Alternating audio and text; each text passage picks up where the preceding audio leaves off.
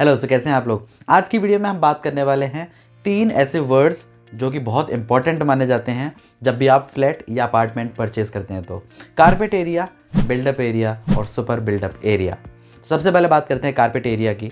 तो carpet area वह area होता है फ्लैट का जिसके अंदर आप कारपेट बिछा सकें या फिर इसको बोलते हैं नेट यूजेबल एरिया। तो अगर इजी वर्ड्स में आपको बताऊं तो फ्लैट का जो भी एरिया आप यूज़ कर सकते हो या जिस एरिया पे आप कारपेट बिछा सकते हो उस एरिया को कारपेट एरिया बोलते हैं। और अगर आपको फिगर आउट करना है कि कारपेट एरिया कैसे निकालें तो उसके लिए बहुत सिंपल सा फॉर्मूला है। कारपेट एरिया इक्वल्स टू जो भी आपके फ्लैट के बाथरूम्स हैं, रूम्स हैं, living rooms, dining rooms, kitchen, store rooms, जितने भी रूम्स हैं उनका एरिया आप निकालिए और उसके अंदर से जितनी भी बाउंड्रीज हो रखी हैं, जितनी भी दीवारें हैं, उनका एरिया माइनस कर दीजिए। तो बहुत सिंपल सा फॉर्मूला है कारपेट एरिया का। तो कारपेट एरिया वह एरिया हुआ जिस पे आप कारपेट बिछा सकते हैं और उसको यूज़ कर सकते हैं। सेकंड आता है build up area. Build up area flat का वह एरिया होता है जो फ्लैट की आउटर बाउंड्रीज होती हैं उसके अंदर जितनी भी चीज़ें आ रही हैं वो सब कवर होती हैं और साथ में आपकी जो बाउंड्रीज हैं फ्लैट की उसका भी एरिया ऐड हो जाता है। तो बिल्डअप एरिया निकालने के लिए बहुत सिंपल सा फॉर्मूला है। Build up area is equal to आपके फ्लैट के अंदर अगर बालकनी वगैरह है तो वो भी आपको ऐड करना है और साथ में जो भी बाउंड्रीज हैं उनका भी एरिया ऐड होगा। तो टोटल जो एरिया होता है फ्लैट का ओनली वो होता है बिल्डअप एरिया। अब बात करते हैं सुपर बिल्डअप एरिया की। तो जैसे मैंने बताया कि कारपेट एरिया जिस पे आप कारपेट बिछा सकते हैं, बिल्डअप एरिया जिसमें कारपेट तो बिछा सकते हैं, साथ में जो बाउंड्रीज हैं उनका भी एरिया कैलकुलेट होता है और जो बालकनीज हैं उनका भी एरिया कैलकुलेट होता है।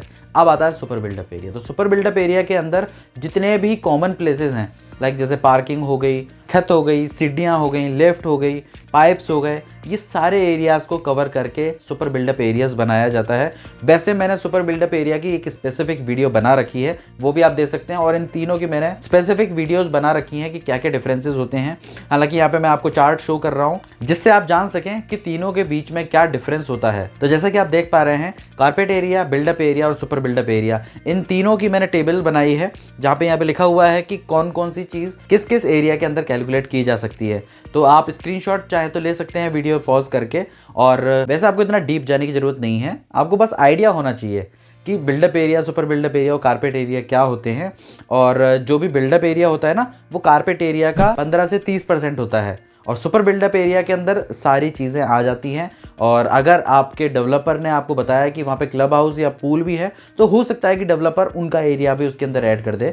तो ये चीज़ आप जरूर देखिएगा, जो बिल्डअप एरिया है या कारपेट एरिया है वो आपके सारे डॉक्यूमेंटेशन में होना चाहिए कि कारपेट एरिया कितना कितना है। याद रखिएगा कि छत कारपेट एरिया के अंदर नहीं आते हैं। कारपेट एरिया सिर्फ वही एरिया है जिस पे आप कारपेट बिछा सकते हैं या फिर जिस एरिया को आप यूज़ कर सकते हैं। तो मुझे उम्मीद है आपको समझ में आया होगा carpet area, build up area, super build up area. हालांकि तीनों के ऊपर मैंने डिटेल्ड वीडियो बना रखी है तो आप चाहे तो इस प्लेलिस्ट को एक्सप्लोर कर सकते हैं। और भी मैंने रियल एस्टेट से रिलेटेड वीडियोस बना रखी हैं जहाँ पे आपके बेसिक जो कॉन्सेप्ट्स हैं वो क्लियर होंगे। और साथ में आप रेरा की वीडियो देखना ना भूलिएगा क्योंकि रेरा ही सारी चीज़ें इंश्योर करती हैं जो भी बिल्डर आपको क्लेम कर रहा है, जो भी एरिया वो क्लेम कर रहा है वो वहाँ पर अवेलेबल हो और वो सच हो। तो मुझे उम्मीद है आपको वीडियो अच्छी लगी होगी। अगर अच्छी लगी हो तो वीडियो को लाइक, शेयर, सब्सक्राइब करना मत भूलिएगा। So thank you so much मेरी वीडियो देखने के लिए। धन्यवाद।